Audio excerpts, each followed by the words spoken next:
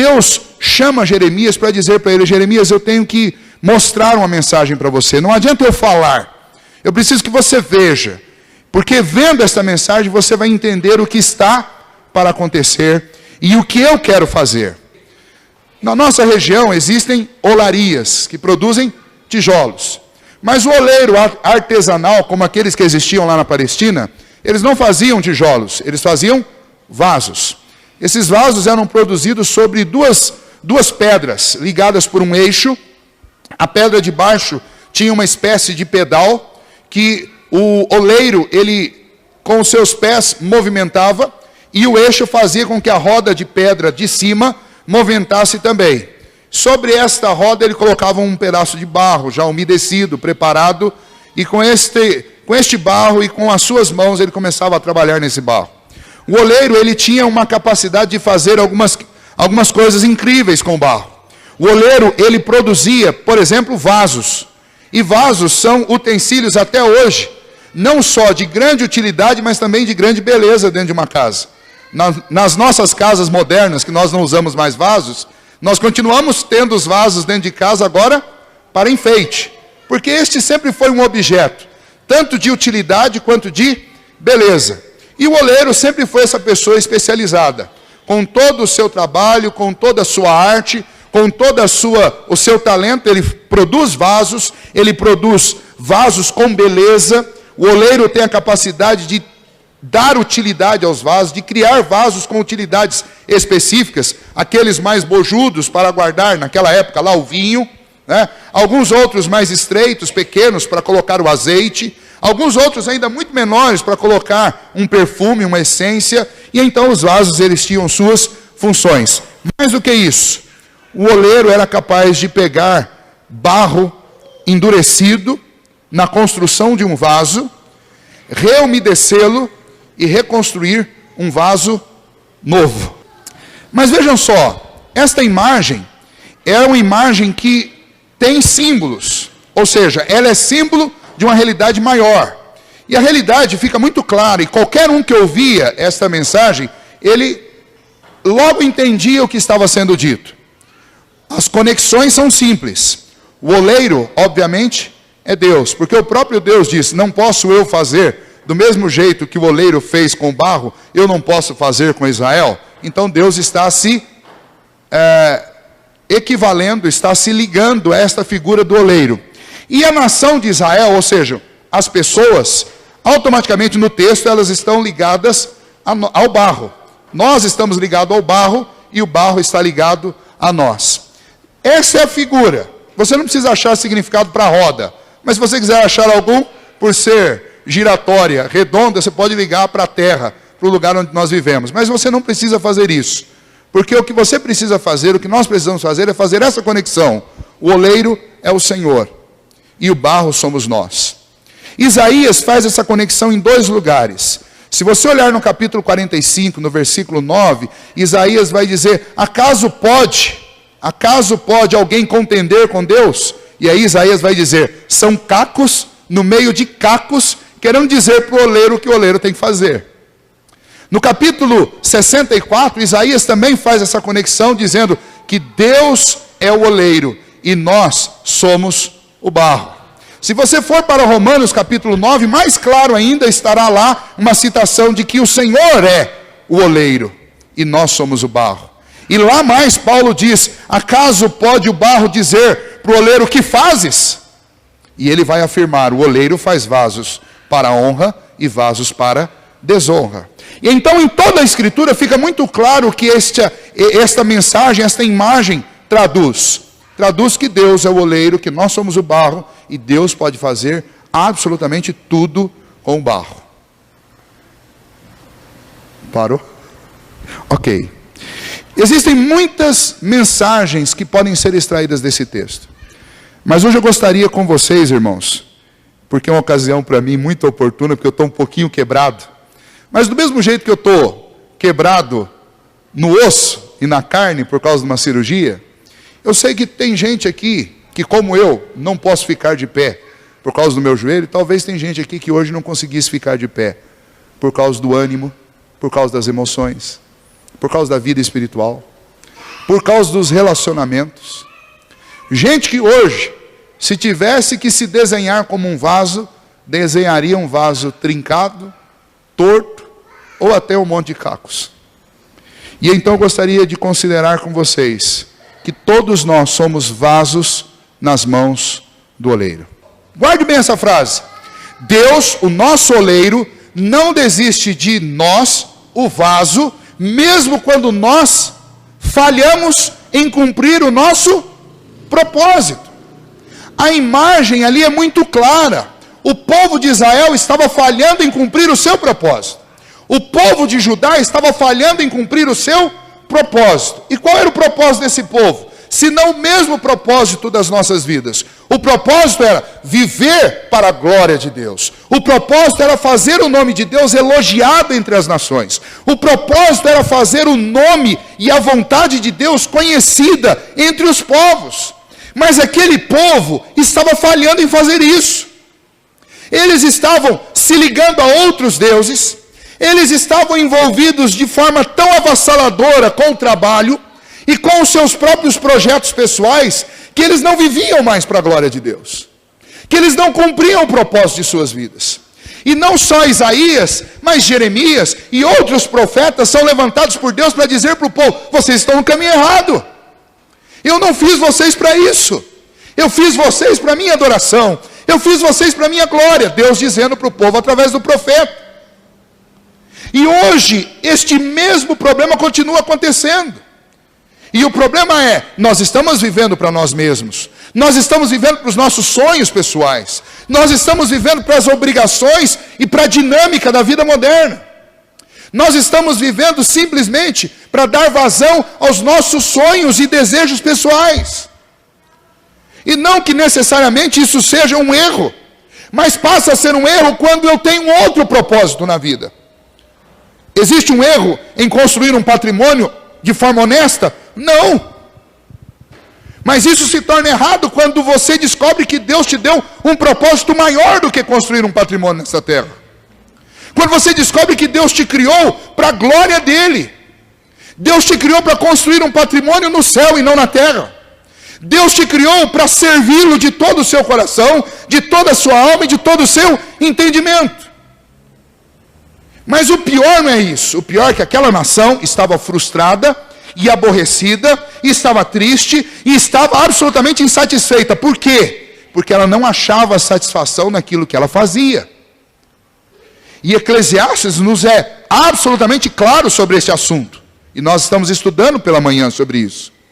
E hoje, o que nós temos na nossa sociedade? Nós temos uma sociedade entristecida, aborrecida, insatisfeita, e dando vazão a essa insatisfação das mais inúmeras formas possíveis. Fazendo as coisas mais loucas e absurdas possíveis. Simplesmente por quê? Porque o vaso não está cumprindo o seu propósito. E quando o vaso não cumpre o seu propósito, o vaso se desilude. Na última quinta-feira, uma mulher grávida, enfiou seus 3 filhos dentro de um carro, e ela saiu de uma rodovia nos Estados Unidos, e ela dirigiu em direção ao mar. E ela tentou tirar a vida dela e dos seus filhos, afundando o carro no mar. E graças a Deus, algumas pessoas viram isso, correram, acudiram e tiraram a mulher e os seus filhos de lá. Mas ela queria fazer isso. Esse é o retrato de uma sociedade de vasos que não cumprem o seu propósito, e por isso se frustram e se decepcionam com tudo, inclusive com a vida. As nossas frustrações, as nossas decepções, não tente colocar a culpa nos outros. A culpa é do meu esposo, a culpa é da minha esposa, a culpa é dos meus filhos, a culpa é dos meus pais, a culpa é dos meus amigos, a culpa é da minha igreja, a culpa é dos meus presbíteros, dos meus diáconos, dos meus amigos, das minhas irmãs, a culpa é do pastor. Você pode achar um monte de culpados para o seu problema, mas deixa eu dizer uma coisa para você: o seu problema não é descobrir culpados, porque isso é fácil. O seu problema é que, infelizmente, não só você, mas nossa geração está vivendo o mesmo que a geração de Israel estava vivendo. Nós deixamos de cumprir o propósito supremo da nossa vida para fazer outras coisas, e a insatisfação entrou na nossa vida de uma forma tão profunda que nada mais presta. A família não presta, o trabalho não presta, as coisas não prestam, e nós não prestamos. E vivemos insatisfeitos e tristes e aborrecidos. E aí entra a droga, e aí entra a prostituição, e aí entra a violência, e aí entra o homossexualismo, a imoralidade, e aí entra uma porção de coisas, aí entra o dinheiro, mas não vai resolver o teu problema. Mas deixa eu dizer uma coisa para você, que é o que Deus estava dizendo para Jeremias, e é o que Deus está dizendo para nós hoje. Deus não vai desistir de você, mesmo que você não esteja cumprindo com o seu propósito. Deus não desiste de vasos, mesmo quando os vasos falham em cumprir o seu propósito. E essa é a grande mensagem de alívio e de esperança para o nosso coração. Eu não sei se você estava tentando achar um alívio ou uma esperança hoje, mas se você estava, eu quero dizer para você, o alívio está aqui.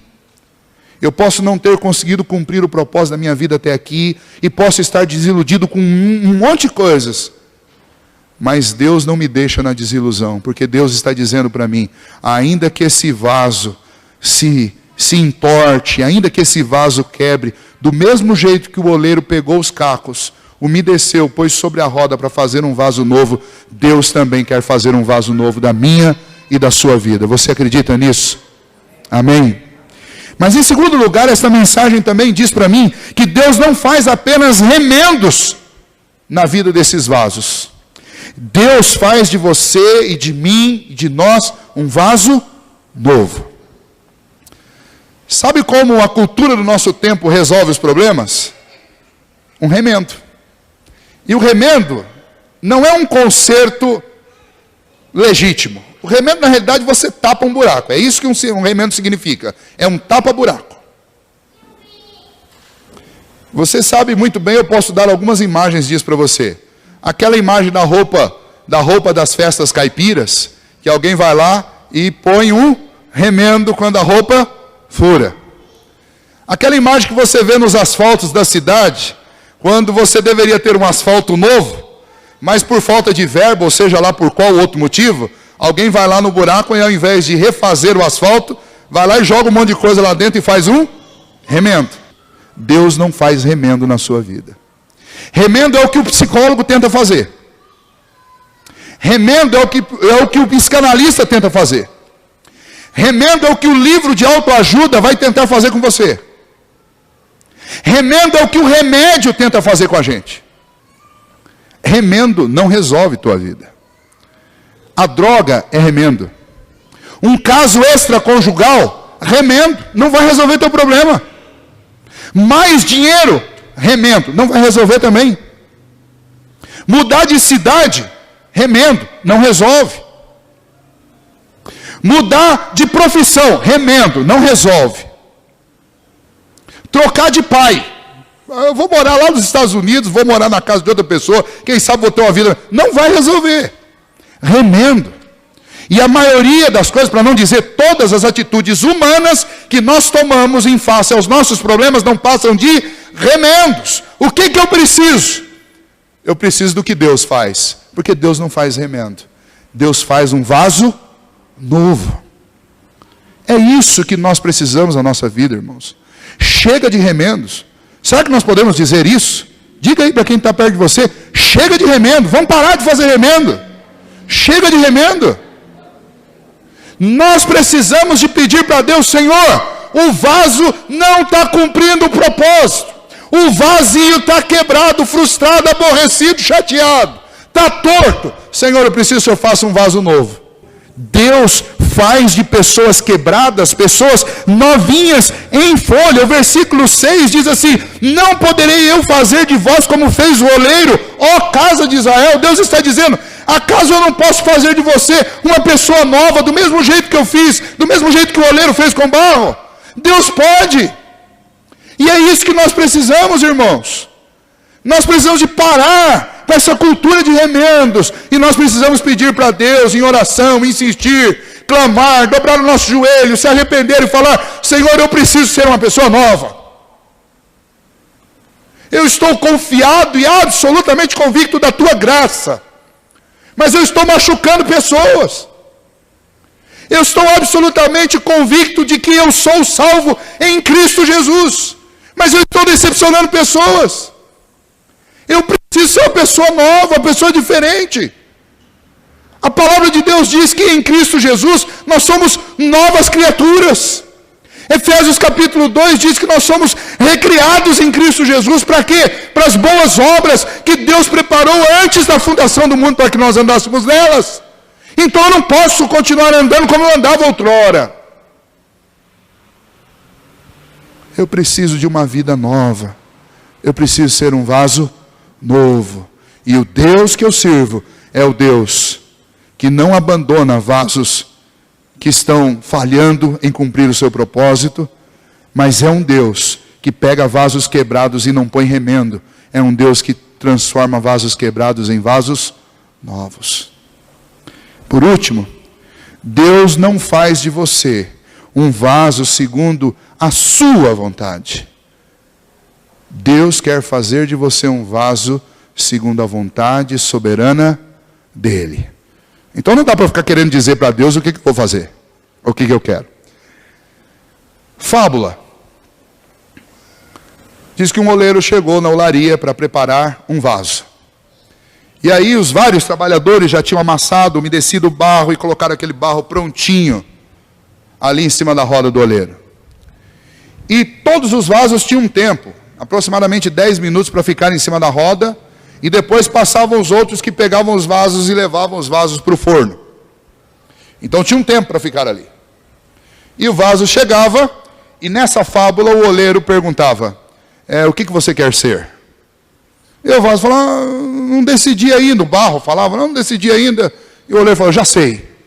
Eu vou fazer de você um vaso para colocar azeite. O que você acha? Aí esse barro em questão reclamou: não, azeite, eu vou ficar com aquele cheiro de azeite impregnado em mim, e vão ficar me pegando todo dia, eu vou trabalhar o tempo inteiro, porque põe na prateleira, tira a prateleira, põe na prateleira, tira a prateleira, e enche, esvazia. Não dá para mim, eu não nasci para ser vaso de azeite. Aí o oleiro pensou, e o tempo está passando, pensou: olha, vou fazer o seguinte, já que você não gosta do odor de azeite, eu vou fazer algo, eu vou te presentear. Eu vou fazer de você um recipiente para colocar essências perfumadas. Não posso. Eu tenho muita alergia, o cheiro de perfume vai me dar uma alergia, eu vou trincar, vou quebrar, não vai dar certo. Para mim não serve, não tem jeito, não dá para absorver uma outra coisa para mim. A gente está ficando sem opção, eu vou fazer você um vaso, um recipiente de água. Aí, ó, não tem cheiro, não tem gosto, não é oleoso, tá ótimo. Vaso de água. Mas sabe o que é, soleiro? A água, as pessoas gostam de tomá-la fresquinha, então eles vão me colocar num ambiente escuro, fechado, para ficar fresco. A água vai me umedecer, eu vou mofar. E aí eu vou ficar mofado e no escuro.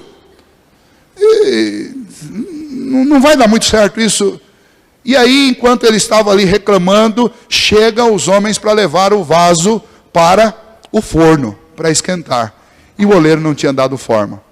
E o oleiro não pode parar. E então o oleiro falou: olha, pode levar o barro, porque nós não podemos para lá, leva ele para lá, leva ele para lá. E o homem levou e colocou ele no forno, sem forma. E ele foi aquecido sem forma. E quando saiu de lá, um monte de vaso para azeite, vaso para perfume, vaso para água, vaso para vinho, vaso para tudo, no meio tinha um barrinho lá. E não tinha forma de nada. E então os selecionadores dos vasos olharam para aquilo: esse vaso vai para o azeite, esses daqui vão para o perfume, esses daqui vão para a água, esses vão para o vinho. Esse daí você pode jogar lá, quebre-o, porque ele não serve para mais nada. Coloque ele lá no meio da argila de novo, para ele voltar. É bem diferente da história que nós lemos aqui de Jeremias. Mas é a história da maioria de nós. Nós passamos a vida inteira escolhendo o que nós queremos ser. E no final das contas, nós acabamos não fazendo nada. Isso acontece dentro da família, isso acontece no trabalho. Eu conheço gente que já atirou para tudo enquanto é canto de profissão. Isso acontece dentro da igreja.